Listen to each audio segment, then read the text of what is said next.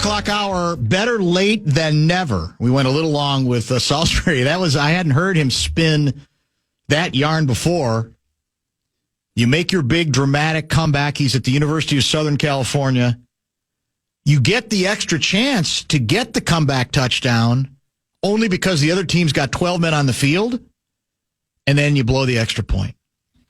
After you throw a dot, as Salisbury would say. A laser. After you spin one in there. Laser.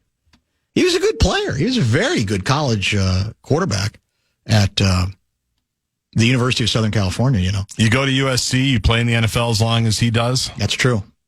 Starter, backup, whatever it is, you're a dude. Bradshaw and Brian KFAN text line is open. 64686. He did not. The impression I got from Sean on our new left tackle is, yeah, okay, not worth trying because you didn't really give up that much for him, but he knows him, I think, pretty well because they are, you know, they've been in the same division. So he didn't sound. I didn't sense he sounded overwhelmed with what he's done to this point. Right. Again, is that still better than the alternatives? Maybe. We'll have to see. We're still kind of playing it coy, but we are making it sound like he's going to, quote unquote, be in the mix. Yep. For the Colts game. He also said what I think you and I agree on, even before the change was officially announced, that Vikings would have been better off with Richardson being the QB. Now, again, within a given game, that can go either way because Richardson can make like 4 plays a game that can change a game. But I still think, who's the old-timer they got, the starter? Joe Flacco. Joe Flacco. Somebody texted this as a question to Sean I didn't get to. Would the Vikings have been better off signing Joe Flacco than Sam Darnold? No. You could make the argument. The answer is yes. You could make the argument. Because, I would not again, argue that. You're looking at it as a 1-year proposition anyway. What do you care about resurrecting Sam Darnold's career? You just want the guy in the short run who gives you the best chance. He can spin it. Just saying. I agree. I think Darnold's better, though. You think he is? I do. Yeah, at this point. And he is a little bit more elusive and a little bit more athletic. Elusive. And has used that to their advantage a couple of times this season. Yeah, I don't want to, I don't want to turn I don't want to make it sound like we're playing like a first ballot Hall of Famer, but right. I think part of what stood out is, despite his advanced age, that he's almost gotten a second life. Yes. As a QB, which would indicate, given he can't really run, there are limited things that he can do physically, that he must be pretty good at just spinning the ball. The funniest thing this whole week for me was listening to X's and O's again last night with Kevin O'Connell, and PA asked him about Flacco, and he said, well, yeah, I came out with Joe. They were in the same draft class. Yeah, O'Connell's been coaching for like 10 years. He's had a radio career before that, and he even said during the interview, he goes, once I watched Joe, it kind of in the back of your mind, you go, I might be coaching might be coaching quicker than I think. When you see a guy like Joe throw, that self-deprecating KOC to a fault, I'm probably going to be coaching quicker than I want to be with guys like Joe out here. But they were the same draft class. And this dude's coaching on Sunday, and Flacco's playing.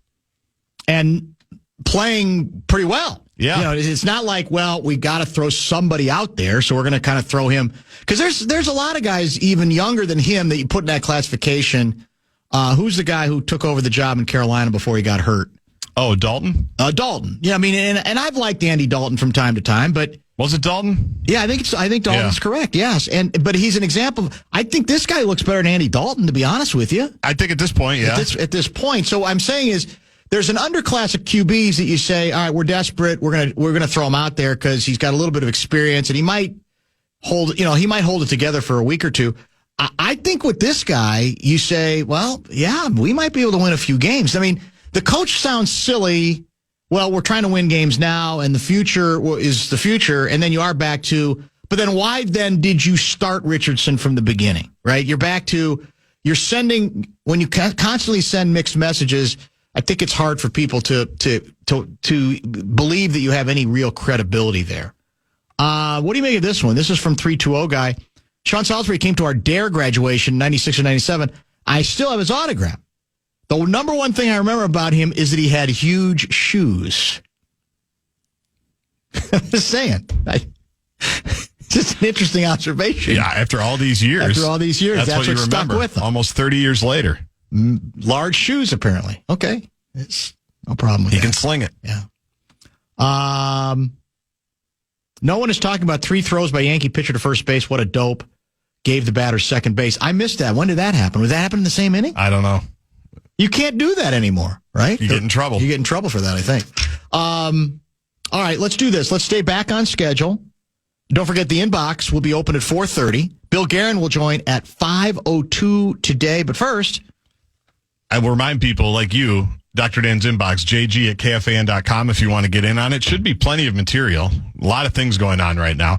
The Fan and 2 men and a junk truck want to give you a shot to put a grand in your hand with our national cash contest. Second keyword of the afternoon is deposit.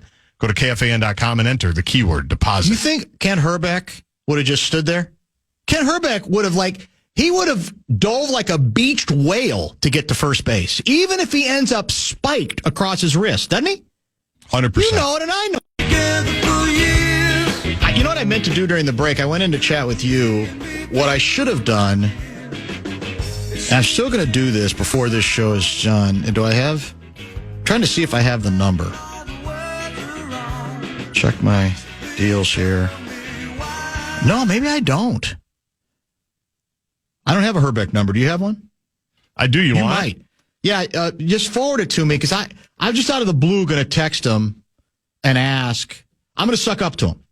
And I'm going to say, even though that was on the pitcher, obviously the pitcher should have made the move to cover first base. No question. I'm going to say he would not have froze.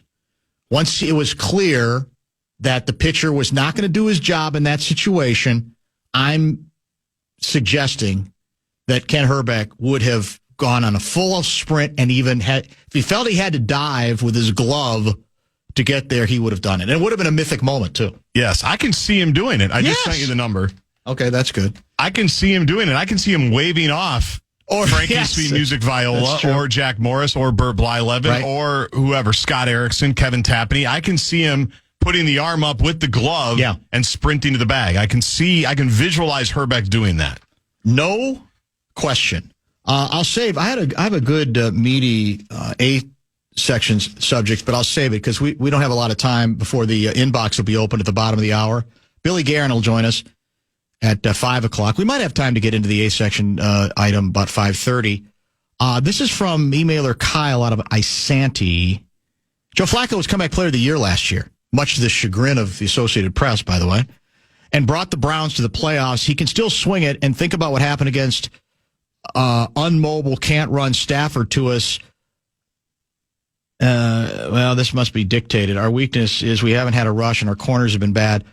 I'm confident we can win, but Flacco's definitely the last guy we want to play compared to Richardson. Well, I think what we've talked about was he, in some ways, reminds me of the sort of quarterback that has kind of gotten to him the last couple of weeks, right? In that I'm not saying he's as good as Goff is at this point. I'm not even saying he's as good as Stafford is or has been, but I'm talking about in terms of style, which is more slinging the ball, reading the situation, getting rid of the ball quickly. Just managing the game like a pro. But in the best way, but using the pass to do it. Yes. That's what I think he represents. That's where I think there's a greater challenge. Now, again, you look up the numbers. I don't think it's been a problem for him this year in his limited time, but he can throw picks. He has a propensity to throw some bad interceptions from time to time. And on the other hand, as Sean Salisbury told us, Richardson, it could go anywhere. It could go into a defensive back's hands. It could go into the turf. It could be behind the receiver. There's 100 different ways that it could go. And so I don't think either one of us are saying that makes this an unwinnable game for the Vikings. I just think if you're following the pattern of what we have sort of been struggling with, it's been experienced, savvy quarterbacks put in the right situation, in the right system, who, as you say, kind of know how to manage it, but can make some throws and has accuracy, make some plays, and isn't going to mess around, isn't going to, hold on to the ball too long, going to get rid of it, because we've seen that's been kind of the weakness of this club. By the way, is there an update on Cashman? I thought I had it, and then I didn't print it. I believe I saw Seifert tweet out a grainy video of Cashman doing some work at practice today. You can look for that while I tell you about the Joe Flacco numbers. Okay. His completion percentage is 65.7, which is pretty solid. That's very solid, yeah. Now, he's only throwing 25-ish times a game, but that's not nothing. 71 of 108 in 4 games, 716 yards, 7 touchdowns, and just 1 interception. He's taken 6 sacks, which is 3 fewer than Anthony Richardson has taken. Oh, that's interesting. His QB rating is 102.2. That's very solid. Compared to 57.2 for A-Rich. So he's playing well. Yeah, and they have Jonathan Taylor, who's a great back. Who was he with last year? Cleveland? Yeah. I think he had a pretty good number of interceptions with them. But overall, played well. I mean, he was, again, I don't know if you were here the day we got back in. I don't think you were. I think it was a road trip day for you. We got back into the discussion of the Associated Press being so offended by him winning the Comeback Player of the Year award, and it's supposed to be about coming back from injury or coming back from some debilitating situation, that they have rewritten, they've more specifically offered up the criteria, which I don't get. To me, Comeback Player of the Year should be more vague. If you want to make it about coming back from injury, fine. But if it's a player whose career seemingly was over, who then, has a chance to sort of resurrect it and does well, why can't that be part of the comeback? I think it should be. It's part of this. It's a better narrative. It's a better debate. Yes. I think. Cashman did not practice today, I'm told. Okay, well that's Thursday. I know. Yeah, this story calls it a toss-up. He didn't practice with the team on Wednesday. You say he didn't practice with the team today. That's looking more and more like, well, turf toe's tricky. We've talked about this before. That's what they say. And Seifert's point on Cashman is he's the guy who can be helpful on the short passing game. And that's been one of the ways that we've gotten burned the last few weeks. So we'll have to wait and see. I'm not sure. It wasn't a bad run, is what we're saying. No, it really wasn't a bad run. We had a good month of September. Pretty good October. Well, are you predicting right now the Colts are going to win? I just don't like the vibes. The vibes aren't good right now.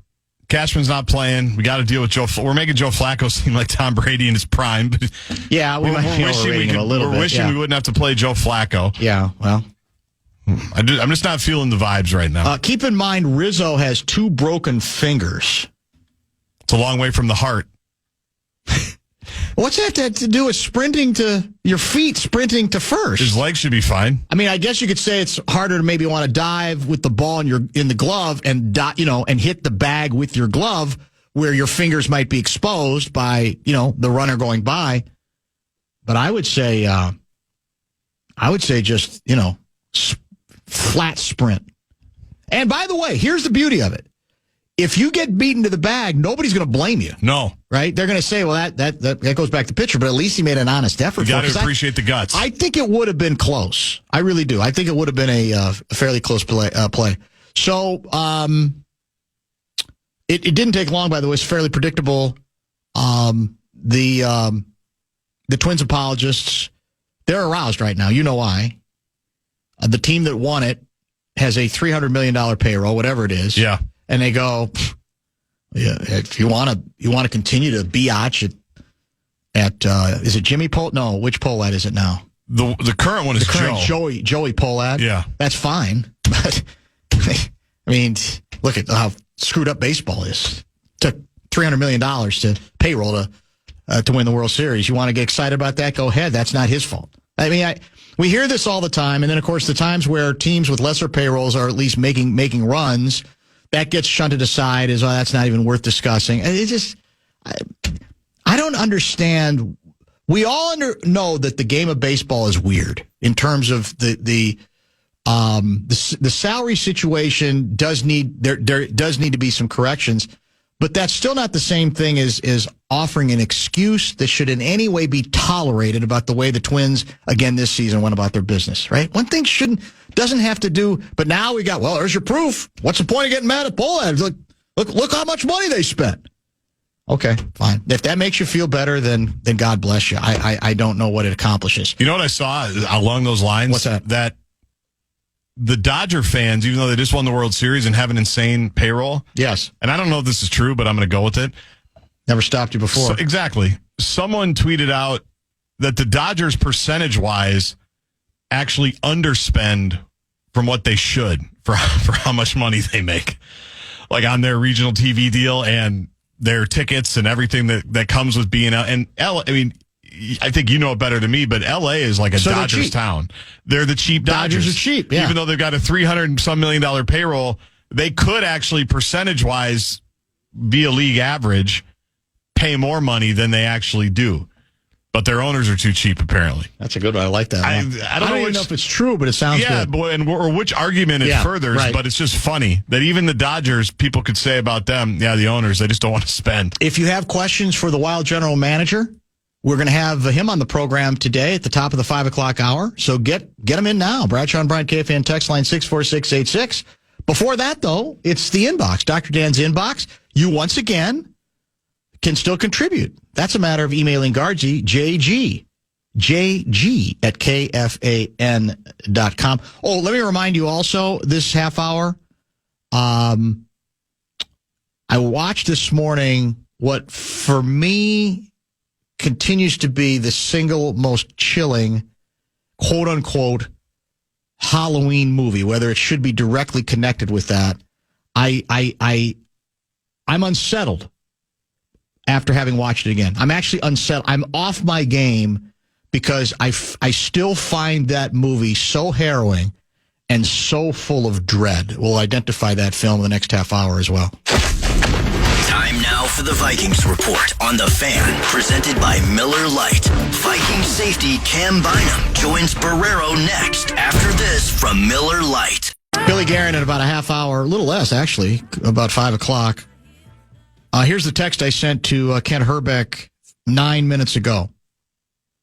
Barrero here. I just said on air, once you realize your pitcher is not going to cover first, you still would have sprinted for the bag. Am I wrong?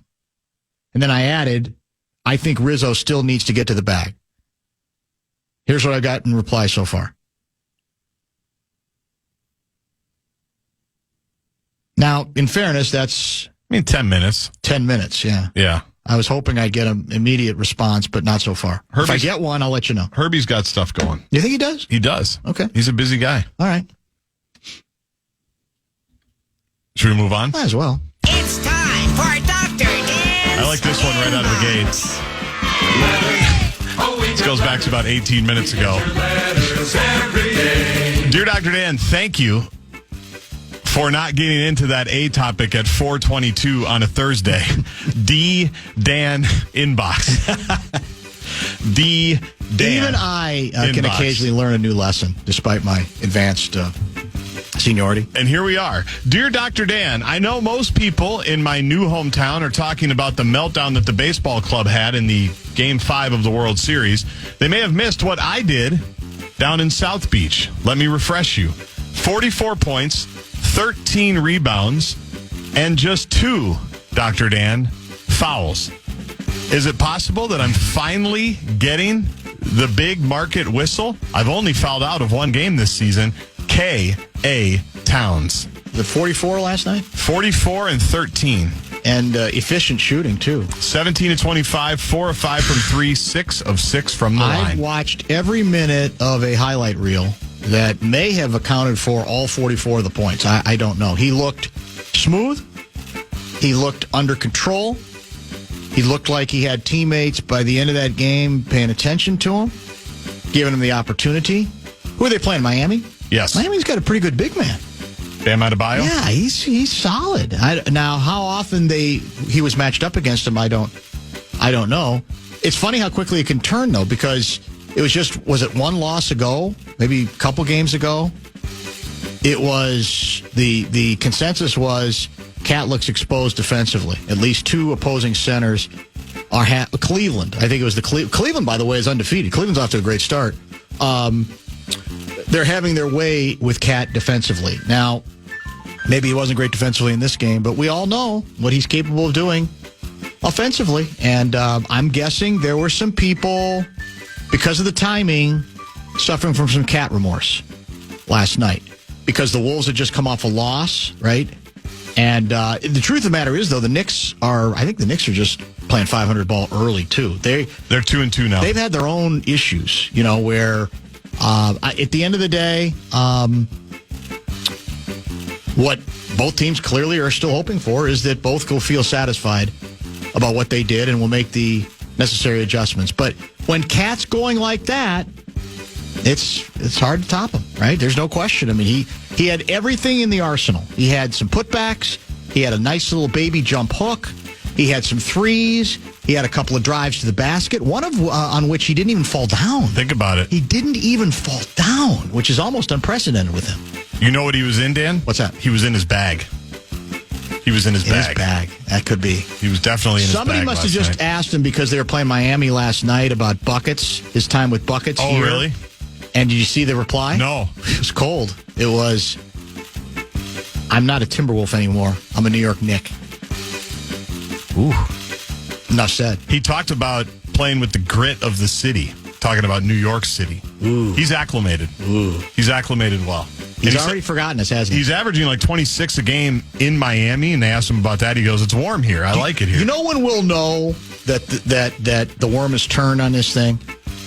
The next time the Knicks play the Wolves and Johnny Athletic approaches them and Cat says, now who are you again? Yeah. Then you'll know that Karl Anthony Towns has moved on.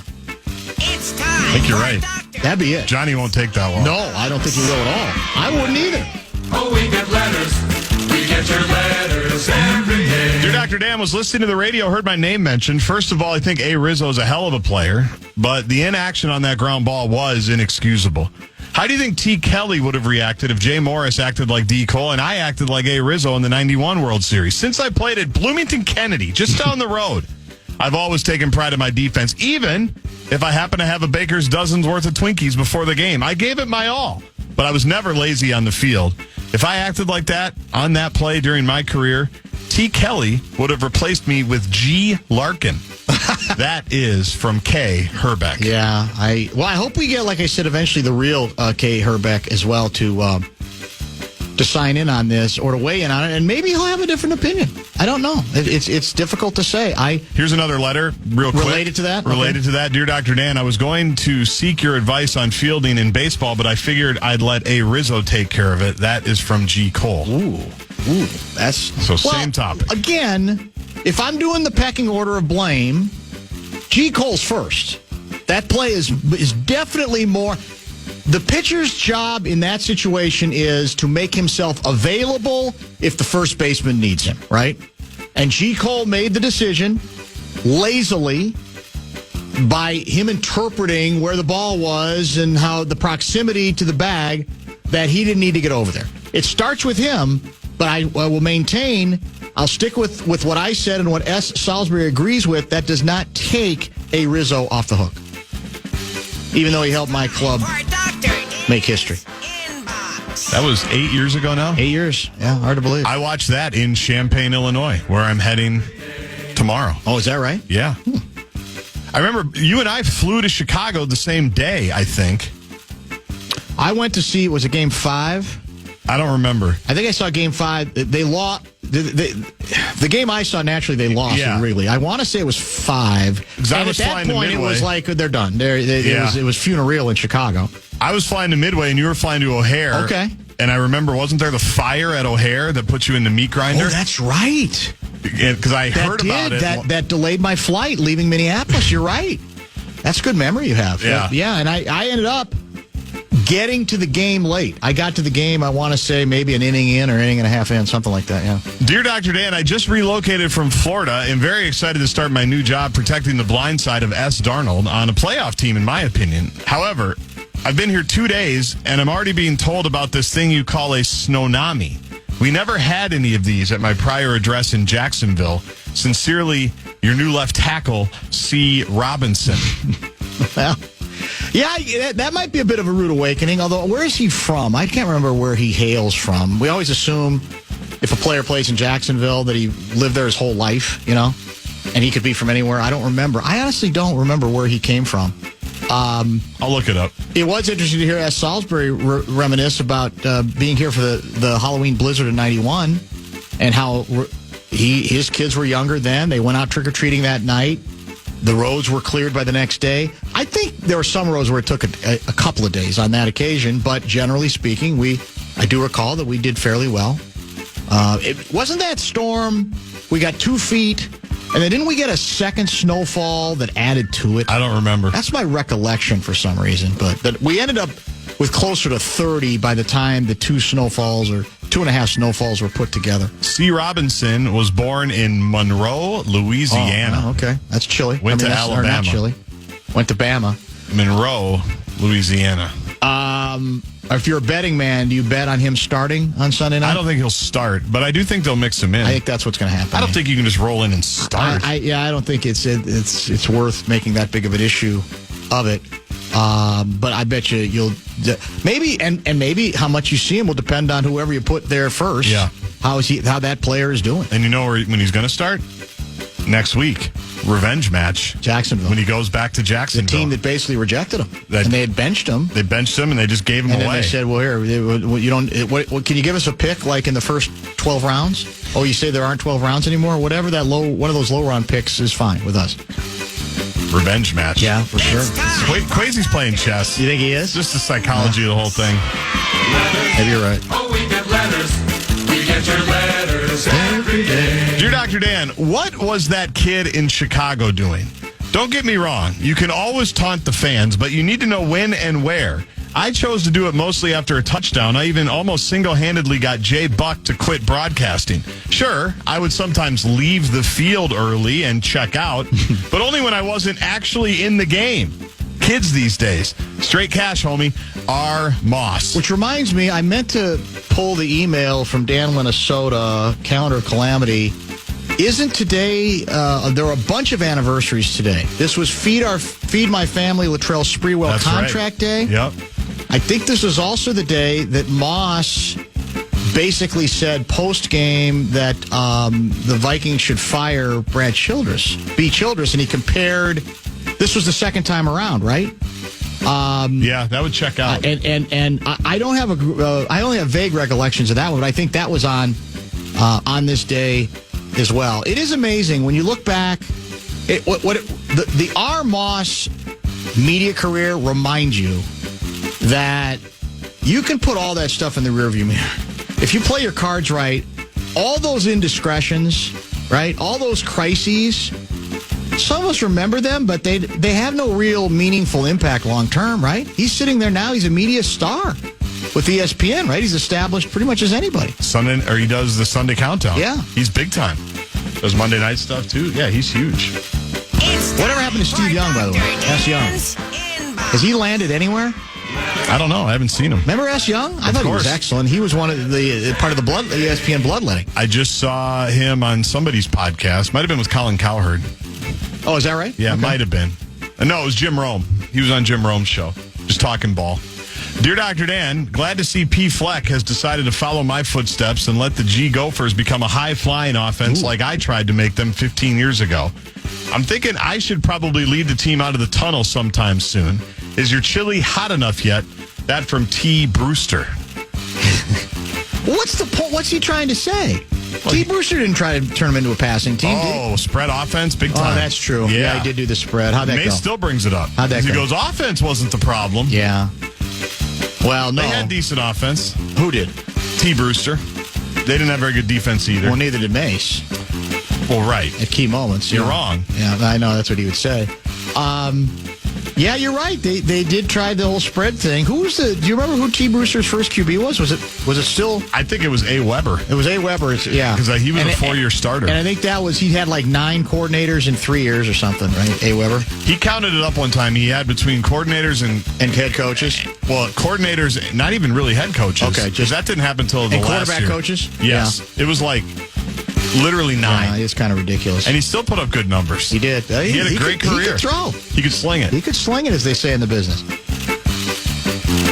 It's time for Dr. Dan's Inbox. Letters. Oh, we get letters. We get your letters every day. Dear Dr. Dan, if you ever get a chance to talk with Jay Polad or the other Jay Polad, please pass on this advice.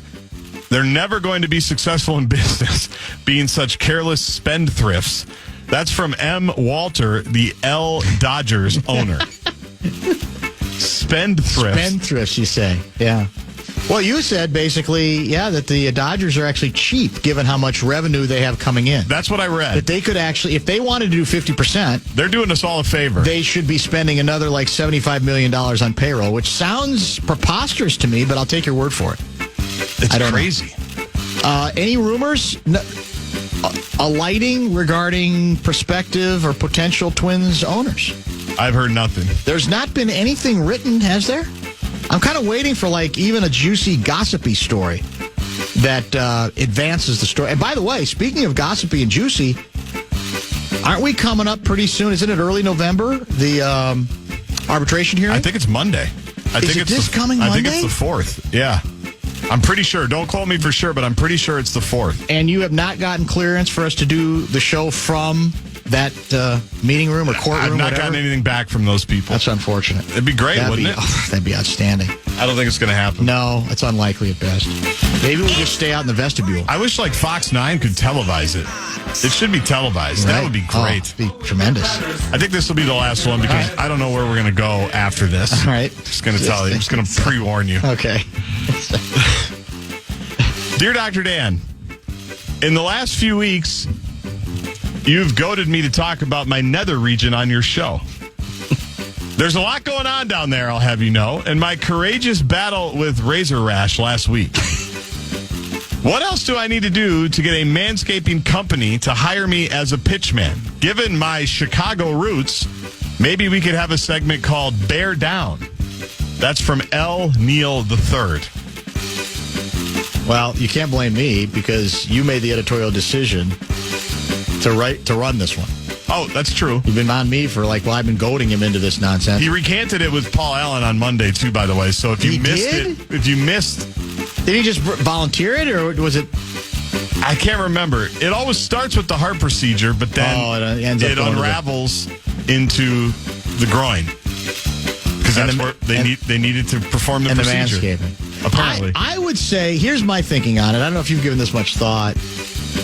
My assumption is whatever manscaping job you think you can do ahead of time to avoid their finishing the job, they're always going to think they're going to be more thorough and do what is necessary more than you do, right? So why bother? Yeah, I can't argue with that. Now, here's the other question. I don't know if I have the answer or want to know what the question is. When they do the follow-up to whatever manscaping he did, are you already out, or are you conscious for that part of it? I think he was conscious. Oh. Yeah, I wish I was unconscious when he was talking about it. Well, that's another story for another day. Very, very true day. One more walk-off. All right. It's time for Dr. Late-breaking one. It's a good one. Inbox. Oh, we get letters. We get your letters every day. Dear Dr. Dan, speaking of the Halloween blizzard, we finally just dug ourselves out from the great blizzard of 2023. Godspeed, A Valley. A story that will, I think, live in infamy for many, many years to come. By the way, are the rumors true that the projections are for an extraordinarily heavy precipitation winter with lots and lots of snow? Have you heard that one? I haven't, last year? But after last year was light. It was nothing. Yeah. I hope it's not true. But I fear that it is. It's Minnesota after all. And you could care less about snow, Christmas, whenever. If we could have another year like last year, you'd take it in a minute. Every year of my life, a winter like last year. Yeah, you might be right about that. I've had plenty of winters with snow. We've had plenty of Halloweens with snow. Well, given the news Dr. Dan received a couple days ago that our regular plow service is no longer interested in providing us You're brave for going said public. plow service. No, I'm not asking for anybody, but I'm just saying, to that extent, if Dr. Dan has to be out on that driveway himself very much, as as slopey as it is, I'm not sure. You might not hear from me again until April. You'll be doing a lot of shows from your house? I might have to. Yeah. No question about that. That's plenty. Yeah, I think that was works. good. That's Good that was a representation. good mix. No top 5 at 5 today, brought to you by? Gutter Helmet of Minnesota. Never clean your gutters again. Learn more at gutterhelmetmn.com. We always appreciate their participation, whether we have the top 5 or 5 or not. But let me remind you, how about some hockey talk? Hottest team in hockey. The general manager of your favorite hockey team, Billy Guerin, is back with us. Don't go away.